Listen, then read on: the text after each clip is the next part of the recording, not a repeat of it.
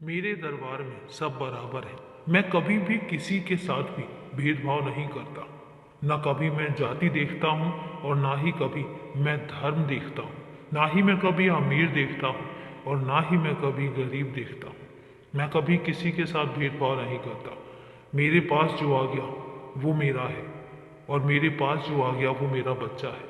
मैं सबको समान भावना से देखता हूँ और सबको समान नज़र से तौलता हूँ। मैं कभी भी किसी के साथ ये नहीं देखता हूँ कि किसी के पास कितने पैसे हैं, कितनी खूबसूरती है, कितना धन है, कितनी दौलत है और कितना अमीर और कितना गरीब है। मैं कभी नहीं देखता। मेरे दरबार में सब बराबर है। आकर तो देखो, कोई भी आके देखे, कोई भी मेरा बच्चा अगर मुझसे मिलना चाहता है और अगर मेरे पास आना चाहता है तो मैं उसको कभी ये नहीं देखूंगा और कभी उसको नज़रअंदाज नहीं करूंगा। मेरे यहाँ तो बीमार भी ठीक होते हैं और बीमार भी मेरे दरबार तक पहुँचते हैं। और कई बार जब मेरी मर्जी नहीं होती तो कई अमीर भी मेरे दरबार तक आने से वंचित रह जाते हैं। तुम अपने आप पर मत लेकर जाना, क्योंकि ये बात तुम्हारे लिए नहीं है।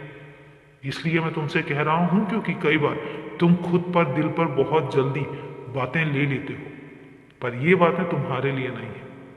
हाँ, मैं इतना जरूर कहता हूँ कि कई बार बहुत अमीर से अमीर लोग भी मेरे दरबार तक आने से वंचित रह जाते हैं।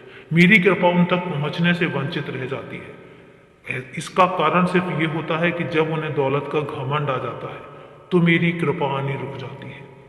जब तक उन्हें झुकना आता है तब तक मेरी कृपा उन पर भी बरसती है, मैं उन पर भी मेहरबान रहता हूँ। लेकिन जब कभी कोई इंसान और मेरे बच्चे ये सोचने लग जाएं कि नहीं, करने वाले सिर्फ वो हैं और जो भी हो रहा है ये उनकी वजह से हो रहा है, तब मैं उन्हें फिर मौका देता हूँ कि अब वो करके दिखाएं। मैं मौका देता हूँ क्योंकि घमंड घमंड कभी किसी का नहीं रहता। और घमंड किस बात का करना, कभी भी याद रखना एक बात जिंदगी में, तो मेरे बच्चे हो इसलिए एक सबक तुम्हें दे रहा हूं। जिंदगी में कभी भी घमंड मत करना, क्योंकि घमंड किस बात का, घमंड उस बात का करो जो तुम्हारे पास हो और किसी और के पास ना हो, जो सिर्फ तुम रख सकते हो और कोई और ना रख सकता हो, जो सिर्फ तुम हासिल कर सकते हो और कोई और हासिल ना कर सकता हो। तब तो घमंड करो, मैं भी मानूंगा।